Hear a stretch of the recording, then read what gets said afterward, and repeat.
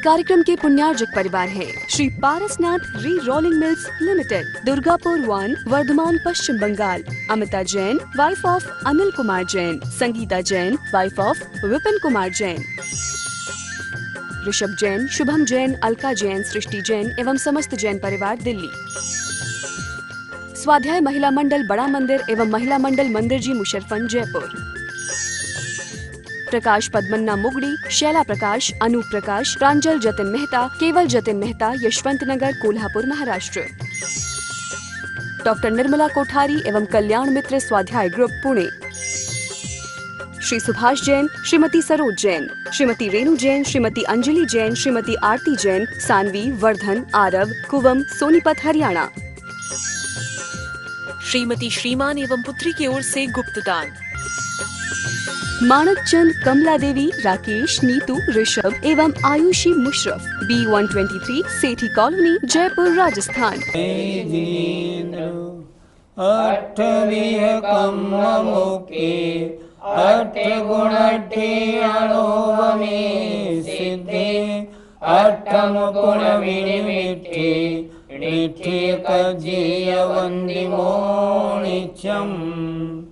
पंच परमेष्ठी भगवान की जय। अच्छे श्रमण को, एक अच्छे साधु को और किन बातों का ध्यान रखना चाहिए? अगर उन बातों का ध्यान नहीं रखेगा तो क्या होगा? गुणहीन हो जाएगा, श्रमणत्व से शून्य हो जाएगा। तो ऐसी कौन सी बात हैं, उससे संबंधित कुछ गाथाएं अब आ रही हैं। निकालें पृष्ठ 119, गाथा नंबर 123। गुणोदिगस्य विनयं परिच्छगो जो विहोमि समरोति ओजं गुणाधरो यदि सोहोदि अनंत संसारी। गुण दोधिगस्य, गुण में जो अधिक हैं उनके द्वारा, विनयम, विनय को, पणिच्छगो, चाहता है, जो भी, होमी, मैं भी तो हूँ, ऐसा, इति, इस प्रकार, श्रमण, अर्थात मैं भी हूँ इस प्रकार जो श्रमण गुणों में अधिक मुनियों के द्वारा विनय को चाहता है। मैं कम गुणी हूँ, ये सामने वाले मुझसे ज़्यादा गुणी है, कुछ भी हो लेकिन उम्र तो मेरी ज़्यादा है, इनको मेरी वंदना करनी चाहिए। मैं इनसे पुराना दीक्षित हूँ, गुणों में अधिक है तो क्या हुआ, मैं भी तो हूँ, इनको चाहिए मेरी विनय करें, ऐसा जिसमें अभिमान है। देखें जरा ध्यान से। गुण धोदिगस्य, गुण में जो अधिक हैं उनके द्वारा, विनयम, विनय को, पणिच्छगो, जो चाहता है, जो भी, होमी, मैं भी हूँ, इस प्रकार की धारणा वाला श्रमण। जो मुनि मैं भी तो कुछ हूँ ऐसा अभिमान पूर्वक गुणों में जो अधिक हैं उनके द्वारा विनय को चाहता है। होज्यम, गुण अधरो यदि, वह यदि माने वह यति, वह मुनि हो जाता है गुण अधरो, गुणों से रहित। गुणाधरो अर्थात गुण से, अधरो माने गुणों से रहित हो जाता है। और वह श्रवण अनंत संसारी माने मिथ्या दृष्टि हो जाता है। अपने से गुणों में जो अधिक हैं, हमारा कर्तव्य है हम उनकी वंदना करें, हम उनकी विनय करें, हम उनका सम्मान करें। लेकिन मैं भी तो कुछ हूँ ऐसा अभिमान जिनमें आ जाता है, उनका मन क्या होता है, ये गुण में अधिक है तो क्या है, ये चाहिए ये मेरी वंदना करें। अगर ऐसा विचार वो करता है तो अनंत संसारी है और कह रही हैं वह गुणों से रहित तो हो जाता है। फिर एक बार देखें, बहुत अच्छा कहा है। गुणों में जो अधिक हैं उनके द्वारा जो विनय को पणिच्छगो माने चाहता है। कौन? समण। क्या समझता हुआ? जो मैं भी हूँ इस प्रकार की धारणा वाला होमी, मैं भी तो कुछ हूँ ऐसी धारणा वाला जो श्रमण। वह होजम गुणाधरो यदि, वह यति गुणों से अधरो माने रहित तो हो जाता है और वह अनंत संसारी हो जाता है। इनके तो गुण नष्ट हो गए। अगर बड़ों से अधिक गुण वालों से विनय चाहते हैं तो इसका मतलब ये तो अभिमान में डूब गए और गुणों से रहित होकर के अनंत संसारी हो जाते हैं। पंडित जी, ऐसे भाव रखने वाले मुनि को गुणों से रहित क्यों बताया? जो इतना घमंड में चूर है, जो गुणों में अधिक है, उस मुनि से भी अपनी विनय चाहता है, उसके तो फिर रत्नत्रय का कोई ठिकाना नहीं, उसके फिर कषाय संजुलन नहीं, उसके तो हो सकता है प्रत्याख्यान अप्रत्याख्यान क्या अनंतानुबंधी हो। जिसके चित्त में ऐसी गांठ लगी हुई है, इनकी वंदना मैं कभी नहीं करूँगा, इनको चाहिए ये मेरी वंदना करें, मेरी उम्र ज़्यादा है, मेरी दीक्षा पुरानी है, मैं इनसे ज़्यादा पढ़ा लिखा हूँ, ये मेरी वंदना क्यों नहीं करते। अगर उसका भाव ऐसा है तो उसके चित्त में मान कषाय का उदय है, और वो मान कषाय भी अति तीव्र, और ऐसी तीव्र कषाय वाले का फिर मुनिपना सुरक्षित कैसे रह सकता है? नहीं रह सकता। पंडित जी, गुणों में अधिक वाला मुनि, इससे क्या मतलब? कोई मुनिराज सुंदर ज़्यादा हो, कोई मुनिराज भाषण देने में बड़े कुशल हों, उदाहरण बड़े अच्छे अच्छे ढूंढ के लाते हों, इंग्लिश और हिंदी और तरह तरह की भाषाओं में बोलते हों, या बड़े रोचक भाषण देते हों ताकि दुनिया उनकी ओर खिंची चली आए। इन गुणों को हम गुणों में अधिक नहीं मानेंगे। यहाँ चल रही है चर्चा मुनि महाराज की। मुनि महाराज के गुण कौन से हैं? सम्यक दर्शन, ज्ञान और चारित्र। इन गुणों में जो अधिक हैं, जिनका सम्यक दर्शन अत्यधिक मजबूत है, जो शास्त्र ज्ञान में बहुत अच्छे हैं, या चारित्र के पालने में जो बहुत उच्च कोटि का चारित्र पालते हैं, रंच मात्र भी दोष लगाने में घबराते हैं, जिनकी आहार आदि लेने की विधि बहुत अच्छी है, जिनमें राग द्वेष रंच मात्र भी नहीं आता, जो अन्य लोगों का संपर्क नहीं करते, अपने सारे दिन शुभोपयोग में लगे रहते हैं, ऐसे मुनि महाराज को हम कहेंगे गुणों में अधिक मुनि महाराज। जो लौकिक गुण हैं यहाँ उनकी चर्चा नहीं है, यहाँ तो आत्मीय गुणों की चर्चा है। गुणों में बड़ा मुनि कौन? जो सम्यक दर्शन, ज्ञान, चारित्र रूप रत्नत्रय में उच्चता को प्राप्त हो। पंडित जी, मुनि की साधना से विनय का क्या लेना देना? मुनि अवस्था कषायों की मंदता का नाम है, अर्थात क्रोध मान माया लोभ की जहाँ मात्र संजुलन अवस्था हो, अनंतानुबंधी अप्रत्याख्यान प्रत्याख्यान का अनुदय हो, उन जीवों की मुनि अवस्था होती है। ये विनय क्या है? मान कषाय के अभाव का नाम विनय है। विनय माने मान कषाय का अभाव। जितना मान कम होगा उतनी विनय ज़्यादा होगी। तो क्योंकि कषाय के अभाव का, कषाय की मंदता का मुनि महाराज से संबंध है, इसलिए विनय होना भी इसका संबंध मुनि महाराज से है। दूसरी बात, मुनि महाराज तपस्वी होते हैं, तो जो अंतरंग तप है उनमें प्रायश्चित, विनय, वैयावृत्त, इनमें भी विनय नाम का एक तप बताया है। मुनियों को चाहिए अंतरंग बहिरंग तपों को तपते रहें, और तपते रहें तब तो विनय में लगे रहें। अपने से जो समकक्ष हो उसको भी अत्यंत विनय से रहें, ये आचार्य भी आगे और बताएंगे। इसलिए विनय का मुनि अवस्था से बहुत संबंध है। पंडित जी, यदा कदा एक आध बार विचार आ गया तो भी क्या अनंत संसारी हो गए? यदि कभी यदा कदा एक बार ऐसा विचार आ जाए और बाद में विवेक जागृत हो जाए और अपने किए की निंदा करता है, गर्हा करता है तब तो ठीक है, वह पुनः मुनिपने में अवस्थित हो जाता है।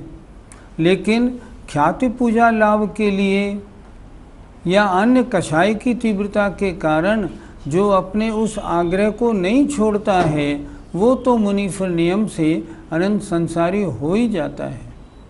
भूल चूक एक बार तो होती रहती है। जो व्रती होते हैं उनमें भी यदा कदा कभी 1 मिनट, 2 मिनट, 5 मिनट, 7 मिनट को कोई विचार आ जाते हैं। लो इसीलिए सुबह दोपहर शाम प्रतिक्रमण बराबर करते हैं।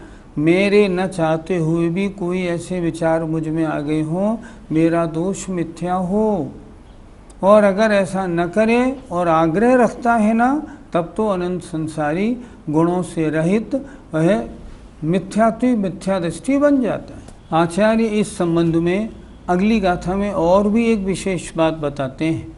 पृष्ठ 120, गाथा 124। आचार्य कुंद महाराज ने भी बड़े खोद के, बड़े अंदर की बातों को लेकर के इन गाथाओं को रचा है। उन्होंने देखा होगा कि मुनि में क्या क्या कमियां हो सकती हैं और उन कमियों से क्या क्या नुकसान हो सकता है। तो ये मुनि महाराज उनके ऊपर बड़ी कृपा करके कि ये मुनि महाराज उन सारी गलतियों से, कमियों से बचें, इसलिए उन्होंने प्रवचन सार जी में इन सब बातों को स्पष्ट कर दिया कि देखो हे मुनि, ऐसे विचार मत आने देना। देखें गाथा नंबर 124। अधिक गुणा सामन्ये वर्तन्ति गुणाधरे क्रियासु यदि ते मिच्छुवजुत्ता हवन्ति पौभट्टचारिता।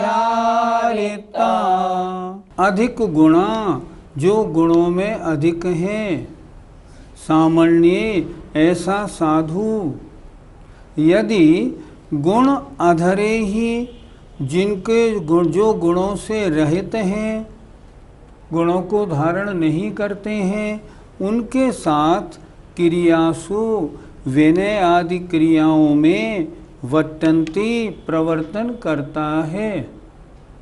स्वयं गुणों में अधिक है, ज्ञान में अधिक, सम्यक्त में मजबूत और चारित्र में भी श्रेष्ठ है। ऐसा कैसे मालूम? ये तो दिखाई पड़ जाता है ना, जानता है, वो जान रहा है। फिर भी देखें, अधिक गुणा, गुणों में अधिक होते हुए भी जो मुनि गुण अधरे ही गुणों से रहित में क्रियासु विनय आदि विभिन्न क्रियाओं सहित वर्तन्ति प्रवर्तन करता है, तो क्या होता है? यदि प्रवर्तन करता है ते मिच्छुव जुत्ता, तो वे मिथ्यात्व से युक्त हो जाते हैं। उस समय उनका श्रवणपना नष्ट हो गया, गुणस्थान छठा सातवां गिरा और पहले में आ गए। क्यों आ गए? गलत क्रिया क्यों की? जो तुम गुणों में अधिक हो और जिनमें गुण नहीं हैं उनके साथ विनय आदि क्यों कर रहे हो?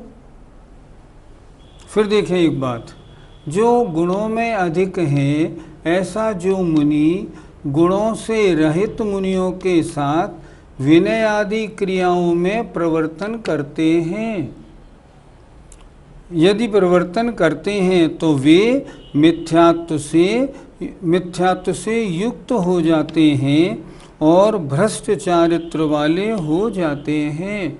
उनका चारित्र गुण भ्रष्ट हो जाता है। क्यों? कि गुणहीनों की वंदना क्यों की? अगर गुणहीनों की वंदना का प्रश्न है तो उनसे अलग दूर रहने की बात है, लेकिन अगर गुणों से रहित की वंदना करते हैं तो मिथ्यात्व से युक्त और भ्रष्ट चारित्र्य हो जाते हैं। पंडित जी, यदि गुणों से हीन मुनियों की वंदना करने का प्रसंग यदि आ जाए तो अधिक गुण वाला साधु क्या करे? प्रश्न के उत्तर में हमें एक संस्मरण अभी याद आ गया। आचार्य विद्यासागर जी महाराज का इंदौर में प्रवेश हो रहा था। इंदौर में उनके प्रवेश होने से पूर्व वहाँ एक अन्य आचार्य अपनी 20, 25, 30 पीढ़ियों सहित पहले से वहाँ मौजूद थे। उन आचार्य ने जब उन्होंने सुना कि आचार्य विद्यासागर जी पधार रहे हैं, तब उन्होंने उनकी वंदना करने का उनके मन में विचार आया कि मैं उनकी वंदना करूं। तो जहाँ से आचार्य श्री का विहार था, गेट वगैरह सब बने हुए थे, वे वहाँ पहुँच गए अपने पूरे संघ के साथ और इंतज़ार करने लगे। लोगों ने आचार्य श्री को बताया कि आगे उन आचार्य का संघ वहाँ पर अपने पूरे संघ के साथ में आपकी वंदना को खड़ा है। आचार्य श्री को जब पहले से ही ज्ञात था ये इनके चारित्र ठीक नहीं है, ये गुणों में सही नहीं है। तब उन्होंने क्या किया, बिना पूछे अपना रास्ता बदल दिया और दूसरे रास्ते से आगे बढ़ गए। बहुत अच्छा प्रसंग है सुनने वाला कि ज्ञानी आचार्य कैसे होते हैं। उन्होंने अपना रास्ता बदल दिया ताकि उनका सामना न करना पड़े। इन्होंने अपना रास्ता बदला, उनको भी खबर पड़ गई कि आचार्य श्री इस रास्ते से नहीं आ रहे हैं, दूसरे रास्ते से आ रहे हैं। तो वो भी अपने संग को लेके उस दूसरी रोड पे पहुंच गए और उन्होंने आचार्य श्री का रास्ता रोक लिया। सामने से देखा आचार्य श्री आ रहे हैं, वहाँ रुक गए और रास्ता रोका। आचार्य श्री के पूरे संग ने वहाँ खड़ा हुआ। उस सामने दूसरे आचार्य ने अपने संग के साथ आचार्य श्री के संग की 3 प्रदक्षिणा दी और नमोस्तु किया। लेकिन देखना ध्यान से, लेकिन आचार्य श्री ने ना तो आशीर्वाद दिया ना प्रतिवंदना की। देखो, गुणों में अधिक मुनि को क्या करना कि अगर कोई गुणों से रहित मुनि हो, उनके साथ विनयाद क्रियाओं में प्रवृत्ति न करे। जब जब मैं इन प्रसंगों को सुनता हूँ तो मैं देखता हूँ कि आचार्य विद्यासागर जी महाराज ने प्रवचन सार आचार्य कुंद कुंद की गाथाओं को कैसे दिल में उतारा हुआ है। उन्होंने न आशीर्वाद दिया न प्रतिवंदना की, कुछ भी नहीं किया। वो आचार्य अपने संग के साथ कार्य पूरा करके और चले गए। लेकिन इसका नतीजा क्या हुआ? बहुत मुश्किल है मुनि धर्म पालन करना। इसका नतीजा ये हुआ, इंदौर में एक हवा चल पड़ी। ये आचार्य विद्यासागर जी महाराज को तो देखो, सामने एक आचार्य ने अपने संग सहित इनकी वंदना की, ना तो इन्होंने आशीर्वाद दिया ना प्रतिवंदना की। ये क्या मामला? ये तो कोई बात ही नहीं है। सब जगह एक हवा चल पड़ी आचार्य श्री के विरोध में। खैर, चातुर्मास की स्थापना हुई। स्थापना होने के बाद 10-15 दिन जब मैं बाद में गया इंदौर, तो मुझसे बहुत लोगों ने कहा, भैया यहाँ तो आचार्य श्री के बारे में बहुत उल्टी उल्टी बात सुनने में आ रही है। मैंने कहा क्यों, क्या हो गया? इतने एक दूसरे आचार्य ने अपने 20-30 पीछियों के साथ इनकी वंदना की, परिक्रमा लगाई, लेकिन इन्होंने न आशीर्वाद दिया न प्रतिवंदना की। ये क्यों? तो यहाँ तो इंदौर में हवा इस समय बड़ी गड़बड़ हो रही है। मैंने कहा मैं आचार्य श्री के चरणों में ये प्रश्न रखूँगा। मैं गया, इंदौर गया था, मैंने आचार्य श्री के दर्शन किए, निवेदन किया, महाराज सारे इंदौर में ये चर्चा हो रही है, आपने उनको ना तो आशीर्वाद दिया न प्रतिवंदना की, ऐसा क्यों? आचार्य श्री ने उत्तर दिया, अब तुम जब आओ ना दशलक्षणी में, तब ये प्रश्न हमसे करना। ठीक, आचार्य श्री की आदत है, बहुत थोड़े शब्द बोलते हैं लेकिन बड़े भारी होते हैं, उनका बड़ा अर्थ होता है। मैंने कहा कोई विशेष बात है, बस चलो। मैं तुरंत वहाँ से चल दिया। दशलक्षण पर्व जब प्रारंभ हुआ तो भादों सुदी दोज को, जैसे मैं हमेशा जाता हूँ, मैं इंदौर गया, अपना सारा सामान कमरे में रख के मैंने आचार्य श्री की वंदना की। लेकिन मैं जब इंदौर पहुंचा, ट्रेन से उतरा और अपनी एक मेरे बड़े भैया की बेटी है उसके घर पे गया, तो वो मुझसे बोली, अरे भैया वो जो दूसरे आचार्य हैं ना, उनकी तो यहाँ बड़ी भारी भयंकर बदनामी हो रही है, उनका आचरण तो एकदम बेकार है, सारे इंदौर में उनके आचरण के प्रति थू थू हो रही है। मैं समझ गया। मैंने कहा इसीलिए आचार्य श्री ने ना उनको प्रतिवंदना की और ना आशीर्वाद दिया। खैर, मैं आचार्य श्री जहाँ रुके थे गोमटगिरी, वहाँ पहुँचा। वहाँ पहुँच के अपने चौके की व्यवस्था लगाई आचार्य को मैं नमोस्तु करने पहुंचा। नमोस्तु करके बैठा ही था, आचार्य ने मुझसे प्रश्न किया, हाँ जो पहली बार जो प्रश्न आपने किया था उसका उत्तर मिला कि नहीं, चाहो तो अब उसको कर लो। मैंने कहा नहीं महाराज, मुझे उत्तर मिल गया। मैं समझ गया महाराज जी, सामने वाले आचार्य संग चाहे कितना बड़ा ही हो लेकिन गुणों से हीन है, आप वंदना कैसे करते। कितनी अच्छी बात मैंने देखी, शर्मा शर्मी नहीं, लोक लाज के कारण हमने वंदना कर ली, नहीं ऐसे नहीं होगा। आप अपने चारित्र में मजबूत हैं, आप लोगों को भी ये बताएं कि मेरी क्रिया आगम के अनुसार है, मैं लोक लाज के चक्कर में नहीं फंसता, मुझे किसी का डर नहीं, मुझे डर है अपने चारित्र का, अपने गुणों का। इसलिए आचार्य ने उनकी वंदना नहीं की। धन्य है ऐसे आचार्य। मैं तो सोचता हूँ हमारा जीवन धन्य है जो हमें ऐसे आचार्य का सानिध्य मिला, उनका आशीर्वाद हमको मिला। मेरा निवेदन, जिन्होंने दर्शन नहीं किए हों ज़रूर जाके दर्शन करें और देखें तो इस पंचम काल में भी चतुर्थ काल के आचार्य कैसे होते हैं। इससे क्या तात्पर्य निकला, इससे ये तात्पर्य निकला, अगर गुणों में अधिक हो और सामने गुणों से रहित या भ्रष्ट आचरण वाला कोई मुनि अगर सामने पड़ भी जाए तो क्या करना चाहिए, विवेक से काम करे, अपने गुण भी नष्ट नहीं हो, कुंद महाराज की आज्ञा का पालन भी हो जाए और समाज में बदनामी भी ना हो। अर्थात विनय तो नहीं करनी, किसी तरह से उस प्रसंग को टालना होता है, ये कुशलता होनी चाहिए। पंडित जी, अधिक गुण वाला मुनि वंदना ही तो कर रहा है, इसमें क्या दिक्कत है? दो बातों पे विचार करेंगे। यदि वो उनकी वंदना कर रहा है तो उनको अपने रत्नत्रय की कुशलता की चिंता नहीं, समाज वाले क्या कहेंगे, मेरा अपयश होगा, अगर मैं इसकी वंदना कर लूँगा तो लोग कहेंगे देखो कितने सीधे सच्चे अच्छे हैं, मुझे यश मिलेगा, इसलिए मैं इनकी वंदना कर लूँ। गलत परिणाम हो गए। अपने चारित्र को तो नष्ट करने में चिंता नहीं हो रही है, लेकिन सामने वालों का डर, अपना लोक अपमान, यश, अपवाद, इनके बारे में चिंता हो रही है, ये तो बिल्कुल गलत हो गया। ऐसे जो मुनि महाराज हैं वो कैसे माने जाएंगे, ये तो मोह की प्रबलता हो गई।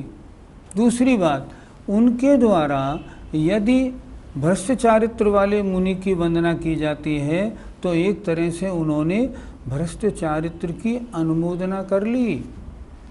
मैं इसको भी आशीर्वाद देता हूँ या इसकी वंदना करता हूँ, इसका मतलब इसका जो चारित्र है वो ठीक है। असमीन चारित्र, गलत चारित्र की अनुमोदना का कितना बड़ा दोष लगेगा। लोगों के सामने तो सर्टिफिकेट हो गया, आजकल तो व्हाट्सएप पे फ़ोटो दुनिया में भेज दी जाएंगी, देखो देखो आचार्य भी इनकी वंदना कर रहे हैं, ये तो महान आचार्य हैं, जबकि वो भ्रष्ट चारित्र वाले हैं। तो क्या करें? नहीं, बिल्कुल नहीं। इसी तरह मुझे एक बात और भी कहनी है, आपके यहाँ कोई मुनि या आर्यिका ऐसी आ गई, मान लो जिनका चारित्र ठीक नहीं, जो एसी पंखे में रहती हैं, रुपए इकट्ठे कर रही हैं और बातें हैं, आपको मालूम है, आप उस समाज में स्वाध्याय कराते हैं, प्रवचन करते हैं, देव पूजा वगैरह में आपका मन है, लोग आपको बहुत अच्छा और धार्मिक आचरण वाला मानते हैं, तो आपका कर्तव्य होता है आप उनकी वंदना में प्रवृत्त ना हों। अन्यथा सारी समाज क्या समझेगी, देखो तो ये पंडित जी हैं, इन पंडित जी ने इनकी वंदना कर ली, अब तो ये मुनि महाराज को सर्टिफिकेट मिल गया, ये चारित्रवान हैं। और अगर आप नहीं जाएंगे तो ये मालूम पड़ेगा ये वो नहीं आए, इसका मतलब इनकी चर्या गलत है, तो उनके चारित्र को सर्टिफिकेट नहीं मिलेगा। इसलिए समाज के जो प्रतिबुद्ध लोग हैं, जिनको भाग्यवशात आगम का थोड़ा ज्ञान हो गया है, वे जो शिथिलाचारी साधु हैं उनकी वंदना, व्यवस्था, विनय बिल्कुल ना करें। अन्यथा असमीचीन चारित्र के समर्थन का महान पाप लगता है। या शिथिलाचार की अनुमोदना होती है। जय जिनेन्द्र। इस कार्यक्रम के पुण्यार्जक परिवार हैं Shri Parasnath re rolling mills limited, Durgapur 1, Bardhaman, Paschim Bangal. Amita Jain, wife of Anil Kumar Jain. Sangita Jain, wife of Vipin Kumar Jain. Rishabh Jain, Shubham Jain, Alka Jain, Srishti Jain एवं समस्त जैन परिवार, दिल्ली। स्वाध्याय महिला मंडल बड़ा मंदिर एवं महिला मंडल मंदिर जी, मुशर्रफन, जयपुर। प्रकाश पद्मन्ना मुगड़ी, शैला प्रकाश, अनूप प्रकाश, प्रांजल जतिन मेहता, केवल जतिन मेहता, यशवंत नगर, कोल्हापुर, महाराष्ट्र। डॉक्टर निर्मला कोठारी एवं कल्याण मित्र स्वाध्याय ग्रुप, पुणे।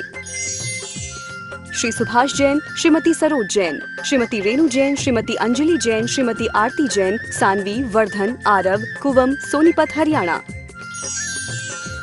श्रीमती श्रीमान एवं पुत्री की ओर से गुप्तदान।